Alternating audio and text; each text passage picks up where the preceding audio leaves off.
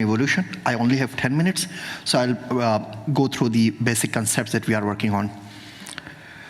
So money is ever evolving, from salt mines, from rice stones, to the clay tablets, to the gold and coins, to the security issues borne by the government, sovereign-based currencies. So if we see the last 2,000 years of money, the history of evolution, money, it's always evolving. But contrary to biological descent of evolution, it always evolves in big jumps. So you have salt, and automatically in sudden, then you get a gold, and then from gold you get a paper currency. So it's not a very, very gradual increase of evolution. So that's the difference. The ever-connected world of today's is now at a point where it's asking for another currency. All of the basic required ingredients that what supportive for fiat are quite working against it, and we'll see it how it's happening. So let me start with the story of one-eyed king. We all heard this story in our childhood, that there was a town of blind people and there was a king who has one eye. So why he was a king? Because he was the best to survive, to navigate his business. And since he's going to survive, he's more able to likely to pass this to his offsprings. And then that gene becomes the king. So that particular trait is guaranteeing his success and survival. So evolution is generally is the change in the characteristics of a species over several generations and relies on the process of natural selection. And we'll talk about what natural selection is. But one problem with evolution is whenever we talk about evolution, we always think of better. That's not true. Evolution is agnostic to progress. It is quite blind. So it's only optimizing you for the environment you are living in. It can be good, it can be bad. It can be good now, it can be bad 10 years later. So natural selection is a process by which specific traits become more or less common in population over time. Result of the relative success or failures. So when we talk about variations, this is more kind of undirected and blind. It's just mutation happens, something got changed. We are not sure it's good or bad or what. It's quite undirected. Inheritance, on the other hand, is quite directed. You get the best genes that help you survive in the environment from your parents. So natural selection is equals to Adam Smith's invisible hand that's directing the direction. Because if you are not getting the good genes, you are not going to survive in the future, and you are going to die off in due time. So this is what invisible hand is working in financial sector as well.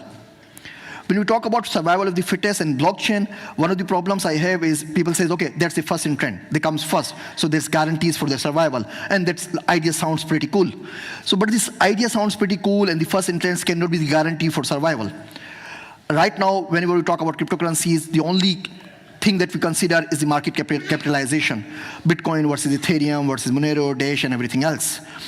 Strength is not always the determining factor for your survival. Sometimes it's work against you. So for example, we have the examples of Blockbusters, Toys R Us, and Radio Shack. They were very, giants. What happened? They cannot adapt to the environment, and they vanish away.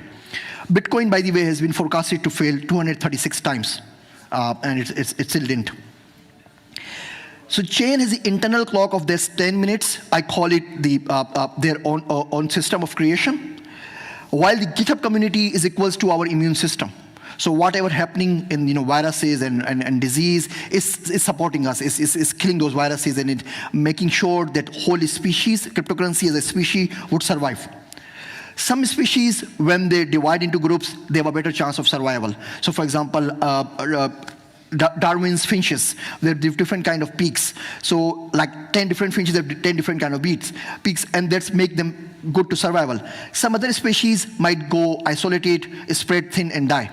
So for example, if we have a Bitcoin or chain network and we divide it to 10 folks, and every single chain will get 1/10 of the hashing power, they are vulnerable to attacks. So this is the concept of genetic camera that we have in biology as well. So environment, we need to be considered environment. It's very, very crucial for this. It plays a very important role. So when we talk about the nature, we always talk about the environment. So where are you from? So for example, I say my age is 40 years old. So where are you from? If I'm from Japan, yeah, that's quite ordinary. If I'm from Somalia, man, that's extraordinary. Their average is 39 years of age. So always depend where you live in, or where you eat, where you do your business. And money equals to, like biology is a historical science. You always need to have roles, participant, who is doing what, who is selling what are the interest rates and everything else. So if you remove that environment from the money, it doesn't make much sense after all. When we talk about blockchain environment, it's the government, it's the companies, it's the corporates, the miners, the participants. So when we talk about evolution, we need to consider everyone's role, all of the stakeholders, to create that environment. Adaptation is simply the ability to change. Sometimes a species' ability to remain unchanged is what required for their survival and for their growth.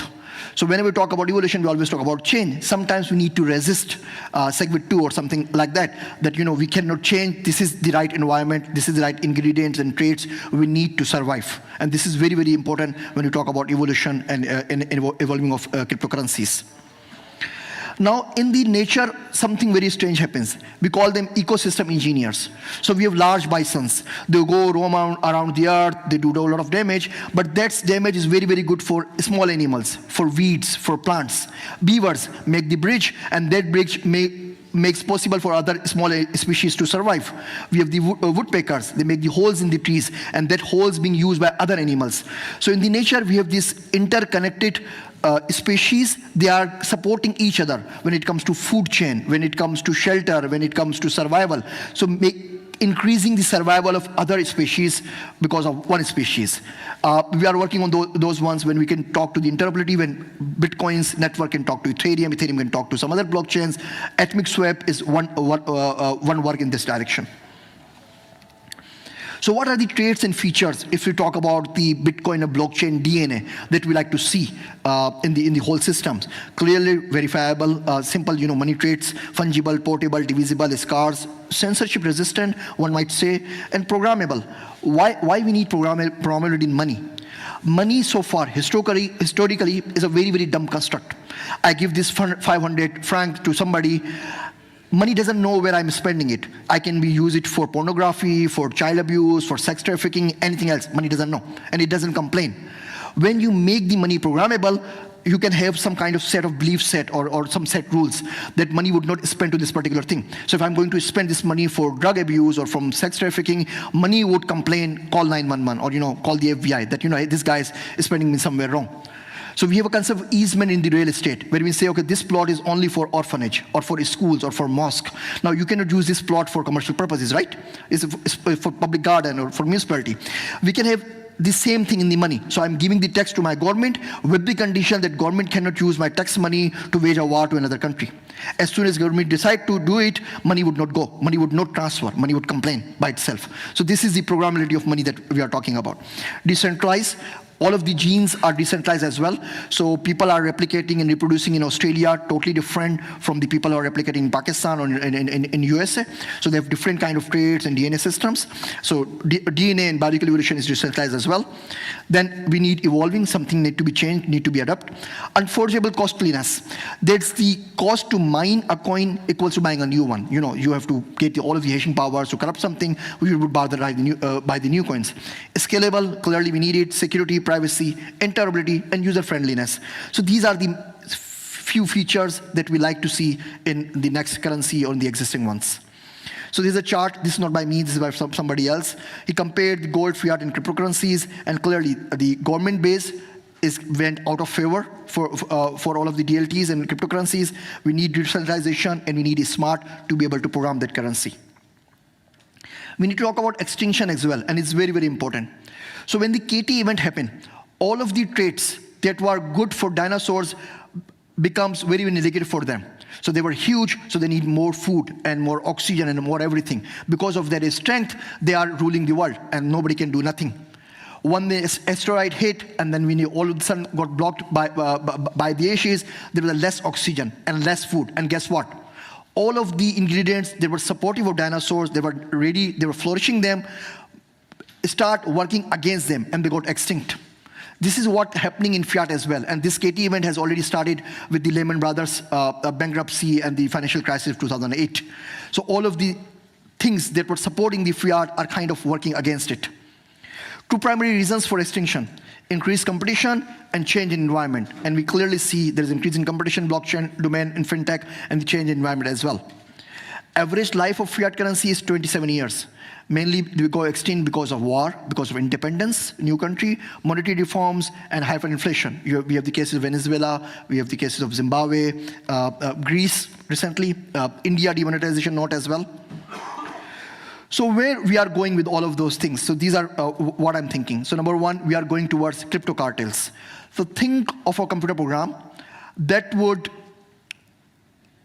block somebody's files and get the money through ransomware. Okay? Now it will use that money to hire programmer, freelancers, to improve its code and go on and on. And we have already seen some of the incidents of something like that. And it will become a very, very big, would be very, very hard to control. Money will come with its own consciousness. So money will have its own belief set. What is good, what is not. Where should I go to spend, where I shouldn't be spending.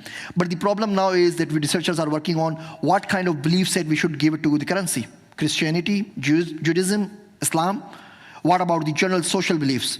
Okay, social belief, then how it's going to evolve? Are they going to learn itself? So I have the money in my pocket and I want to buy a BMW. I go to the car showroom and my money would say, okay, you cannot buy because there are people dying in Yemen and Somalia. So you shouldn't be, buying that extraordinary car.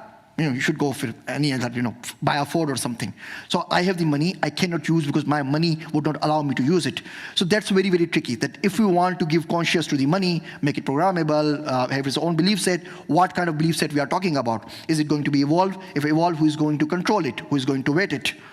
Liquid democracy. The problem with democracy all over the world is if I give the vote, and I do not know what happened to my vote.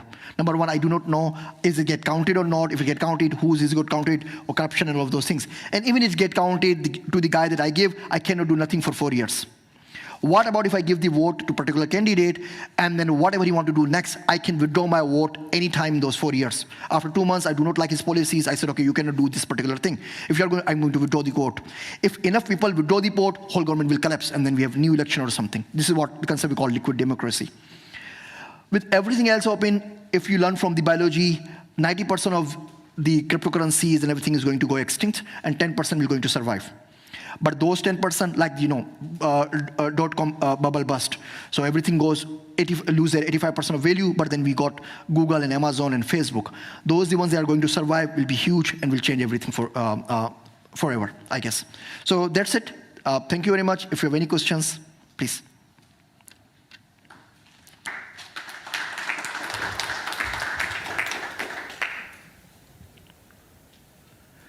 Okay, no questions? Thank you very much. Sure. So you suggested programmable money in the sense that it can tell what it's being used to be, what it's used for. I can't seem to at least picture that in my head, that it can tell what it's being used for, because there's 2 ways around it.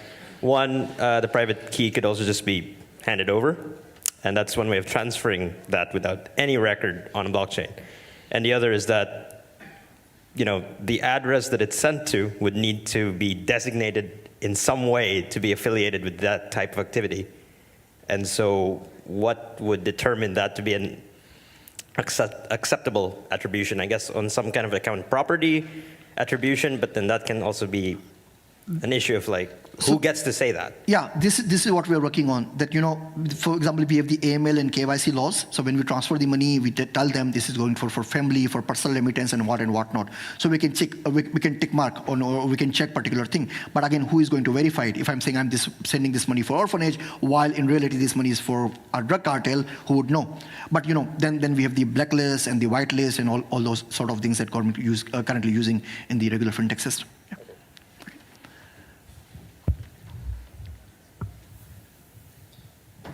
Okay, guys, thank you. Thank you very much.